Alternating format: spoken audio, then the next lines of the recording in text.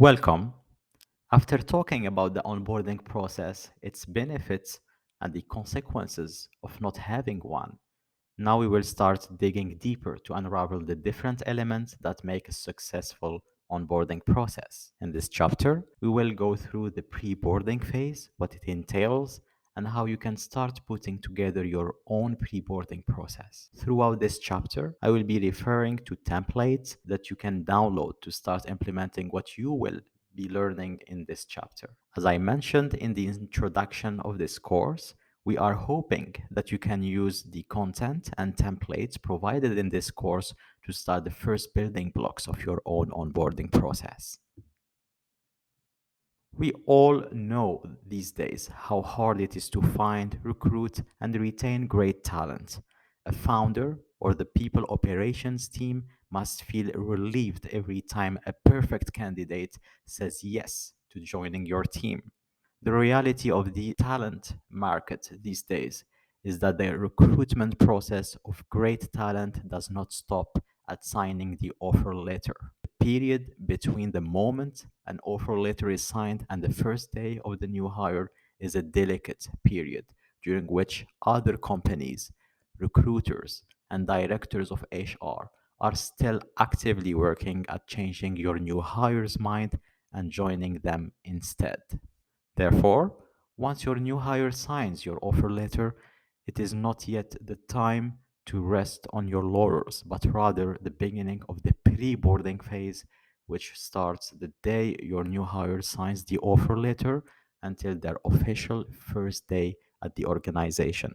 The pre-boarding phase contains two main elements: engagement of your new hire to initiate their integration in your organization and administrative work. The pre-boarding phase is not a quiet time from a recruitment point of view. This is a mistake that many young organizations and small businesses make. They often lose sight of their new recruit for sometimes several weeks until the new hire's day one at the organization. The consequences? Simply that your new hire can be snatched by other organizations, or that your new hire starts to doubt their decision in joining your team if they go through radio silence during that period. This is the reason in this chapter we will go through the elements that will help you make sure you properly prep for your pre-boarding phase and ensure you set the stage for day one of your new hire. So now that we all know what pre-boarding is about and why you should have one, the next question we will explore together is who should be involved in designing and rolling out your pre-boarding? Well, three to four categories of individuals should be involved.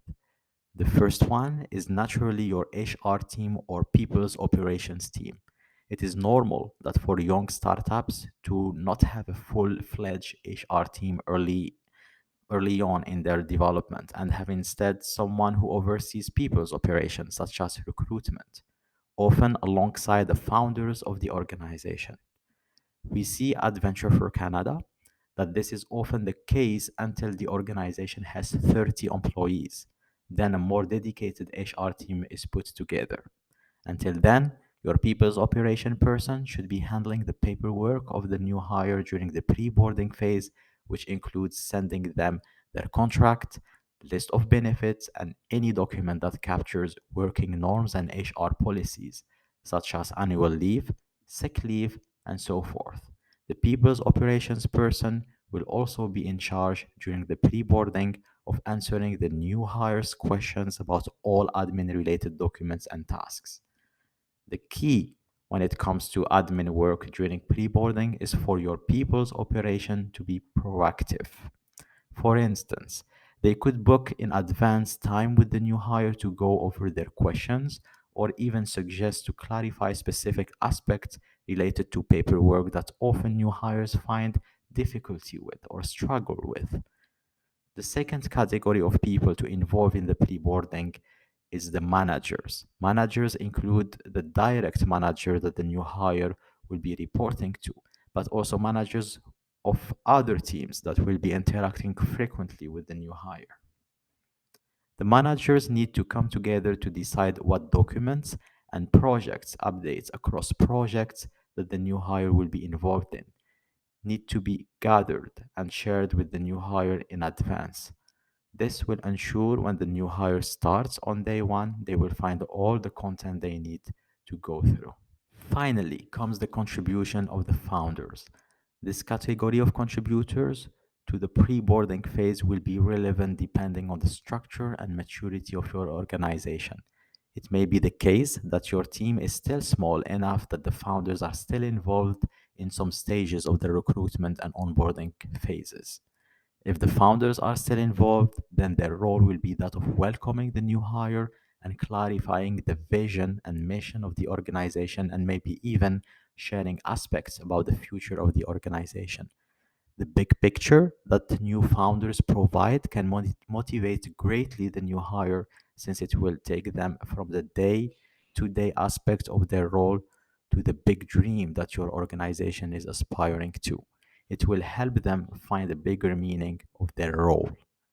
Now, to answer the question of when should all those contributors be involved in the pre-boarding, I would say they need to be involved in the design phase of the pre-boarding and in drafting or gathering the documents that I mentioned earlier.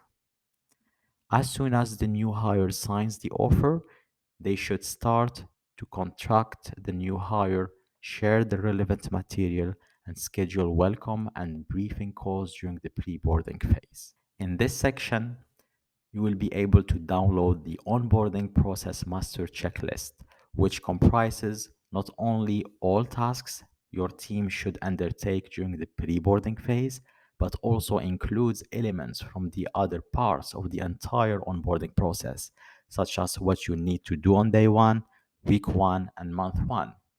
Your team must complete many tasks to ensure that your pre-boarding is successful. However, all those tasks can be grouped into three categories: technology setup, organizational compliance, and role specific preparation. The tech setup is a straightforward one. It includes creating the email accounts of the new hire from the moment they sign their offer, adding them on your payroll platform, giving them access to your product if applicable, and sending them their laptop and any other relevant piece of tech such as mics and so on. Organization compliance includes signing the contract, filling out tax forms, signing codes of conduct, reviewing HR policies, and preparing office access and desk for the new hire if they are required to work in person. Finally, role specific preparation is the part that should be led by the direct manager. Its main components include detailed role description, first month expectation or project, annual goals, and OKRs. Role specific preparation is successful when the manager provides as many touch points to provide context to their new hire as possible to ensure the transition to the role will be smooth starting from day one. This is why you will need to include project briefs, scopes, charters, and any material that will help the new hire understand their role and their first project. Context also includes sharing a wiki, for instance, that includes information about the organization mission, vision, product, team members, bios, and their contact information. I invite you to go through the onboarding master checklist to review the full list of actions that your team needs to undertake. We will now cover a great potential solution to make the onboarding experience for your new hire smooth and foster a feeling of belonging from day one. That solution is the establishment of a buddy system in your organization. A buddy for your new hire is the go to person during the onboarding phase for your new hire to help them get oriented, connected, navigate processes, and become productive faster. The buddy should rapidly become the person the new hire build the strongest connection with in the organization. The buddy's role is first to orient your new hire by providing them with context about your organization structure, your product, some decisions made in the past, and the culture of the organization. The body also plays a crucial role in connecting your new hire to the rest of the team. The body makes introductions to other team members more pleasant and helps avoid your new hire the anxiety that we can feel sometimes when meeting new people, especially those who are higher up the ladder in the organization. Even if your operations or HR team covers processes and policies during the pre-boarding phase, the body still plays a role in helping the new hire make sense of those processes and learn how to navigate them. In fact, the body helps the new hire get productive faster and in a pleasant way. To ensure your body had the best possible impact on the onboarding phase of your new hire, three criteria need to be met. The first is that your body is someone who knows your organization but has not been there for too long either. The sweet spot is 2 years.